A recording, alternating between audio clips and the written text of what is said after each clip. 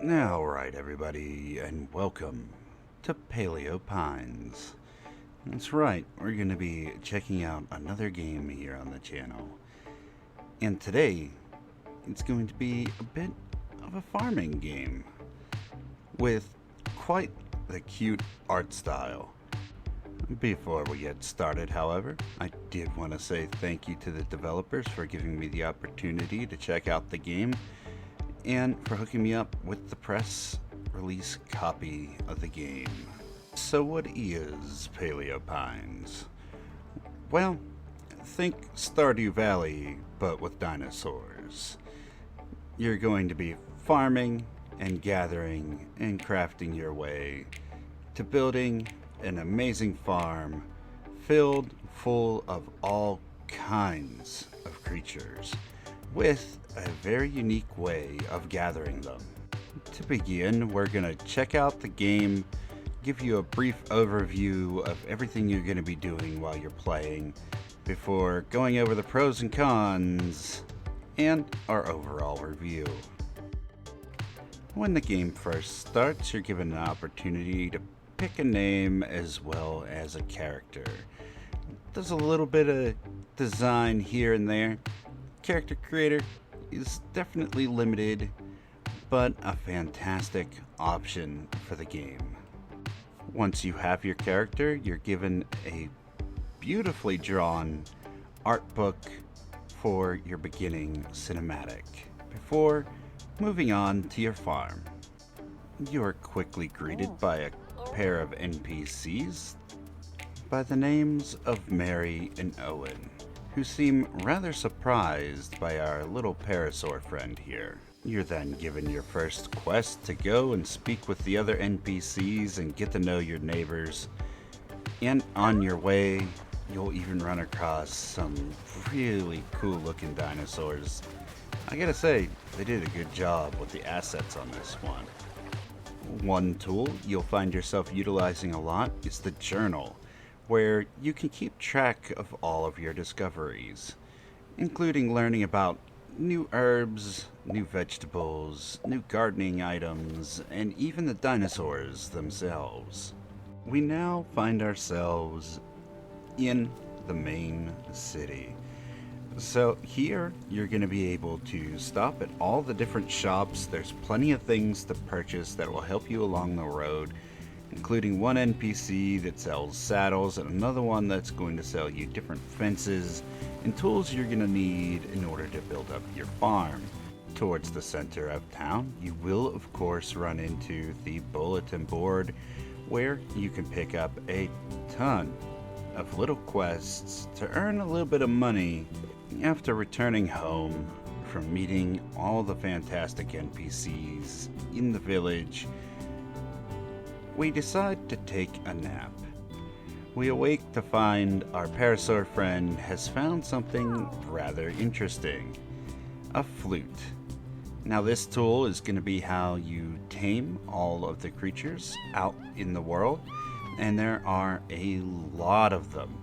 Some of which, like our friendly parasaur Lucky here, have very unique and rare colorations, meaning not only do you have plenty of creatures to tame, but a whole variety of them as well. It is now time to take a look at befriending dinosaurs. So to begin, we want to get our flute and pull that out, and we have to get the creature's attention.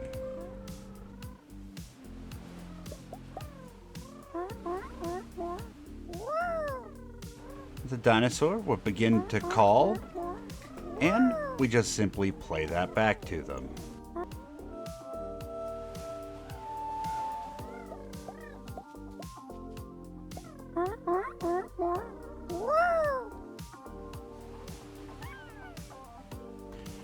Once the dinosaur seems interested, our goal is to get this needle down here on the bottom right to reach this center green. However, if the needle falls too far to the left, you will of course bore the creature and it will fall asleep. Too far to the right and it will have too much energy and run away.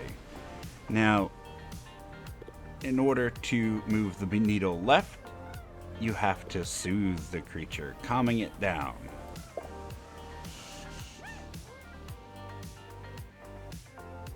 In order to move the bar back towards the right, we need to feed the creature something that it might just like. Let's attempt a carrot, shall we?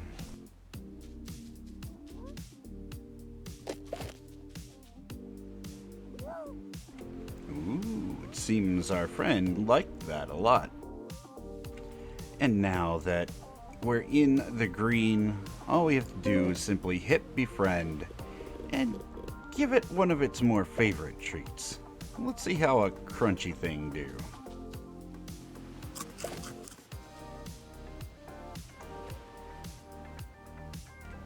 Not quite. So we have to calm it down a bit and continue the process until it becomes ours. There we go. That might just do it.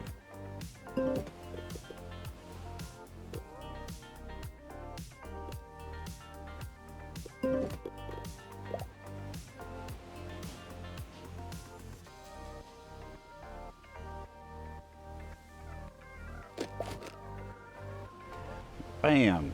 The Oviraptor trusts us. We can now give it a little pat and name our new friend.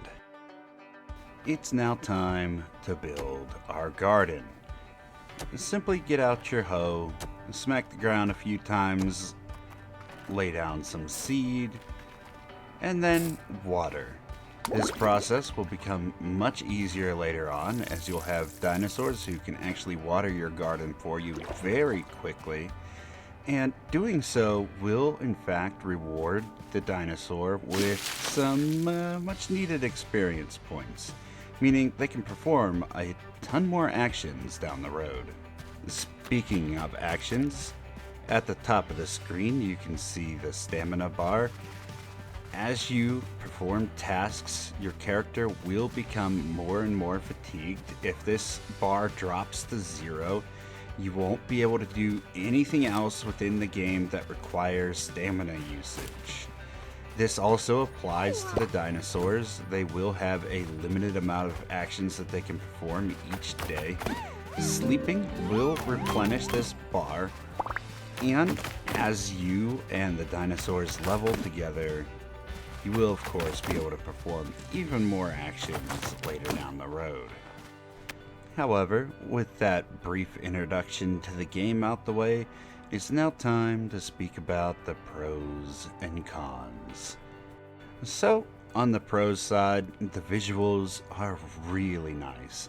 I absolutely love the art style in this. They did a great job with the assets.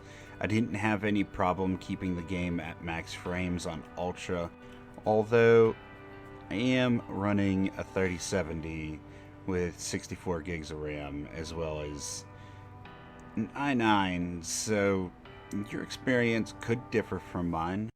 On the con side of the visuals, unfortunately, is the camera. While the camera does function as it's supposed to, it can get a little bit finicky if you end up getting yourself in a tight corner. It will get pushed into your character and get stuck occasionally, as well as being rather difficult to use when trying to look up into the sky for any reason.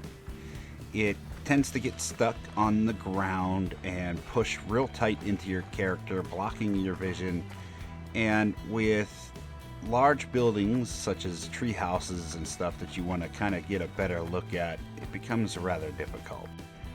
On the pros side, there is a ton of content in such a little indie game. I'm very surprised with how much there is.